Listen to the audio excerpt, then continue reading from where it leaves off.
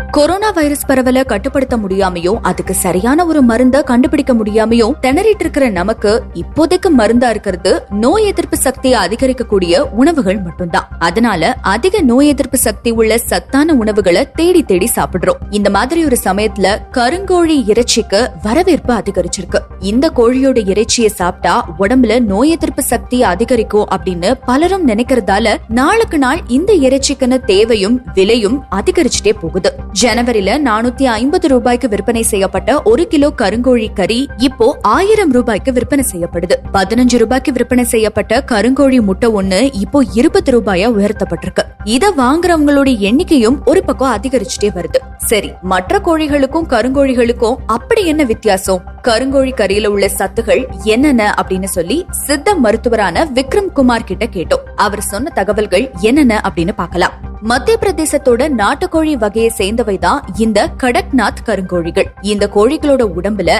Melanin அப்படிங்கிற நிறமி அதிகமா இருக்கிறதால இதோட ரெக்கையில ஆரம்பிச்சு கறி, ரத்தம் அப்படின்னு எல்லாமே அடர் நிறம் கொண்டவையா இருக்குமா. யுனானி சித்த மருத்துவ மாதிரி வைத்திய முறைகள்ல இந்த கோழிகள் மருத்துவ குணம் கொண்டவையா சிறப்பிக்கப்படுது. சங்ககால இலக்கிய பாடல்கள்ல கூட கருங்கோழிகளுடைய மருத்துவ குணங்கள் குறித்து பேசப்பட்டிருக்கு. நரம்பு தளர்ச்சி போன்ற பிரச்சனைகள் உள்ளவங்களுக்கு கருங்கோழி கறி ரொம்ப ரொம்ப நல்லதாம். இதன் இறைச்சியில உள்ள மெலனின் அப்படிங்கிற நிறமியுடைய காரணமா நரம்புகள் வலுவடைந்து விரியுது. இதுல அதிகமான புரதச்சத்து இருக்கு. உடல்ல நோய் எதிர்ப்பு சக்தியை அதிகரிக்கிறதுல முக்கிய பங்கு இது வகிக்குது. இதை சாப்பிடுறதால ரத்த அழுத்தம் கட்டுப்படும். இதே நோய்களுக்கும் இது ரொம்ப ரொம்ப நல்லது அப்படின்னு சொல்றாங்க. மத்திய பிரதேசத்தோட மலைப்பகுதியில உள்ள மக்கள் இந்த கோழிய ஆண்மை விருத்திக்கு ஏற்றது அப்படின்னு சொல்றாங்க. முற்காலத்துல ஆண்களுக்கு இனப்பெருக்க வீரியத்தை அதிகரிக்க உதவுறதுக்காக சில மூலிகைகளோட சேர்த்து சமைச்சு கருங்கோழி குழம்பு கொடுக்கப்பட்டிருக்கு. ஆஸ்துமா மற்றும் கல்லீரல் பிரச்சனை இருக்கிறவங்க கூட தங்களோட உணவுல கருங்கோழி இறைச்சியை சேர்த்துக்கிறது நல்லது. நாட்டுக்கோழிகளோட முட்டைகளை மாதிரியே இதுலயும் நல்ல கொழுப்புகள் நிறைஞ்சிருக்கு. வளர குழந்தைங்களுக்கு இது ரொம்ப நல்லது. மற்ற முட்டைகளை விடவும் இதுல அமினோ அமிலங்கள் அதிகம். பிரசவத்துக்கு அப்புறமா வர தலைவலி, ஆஸ்துமா,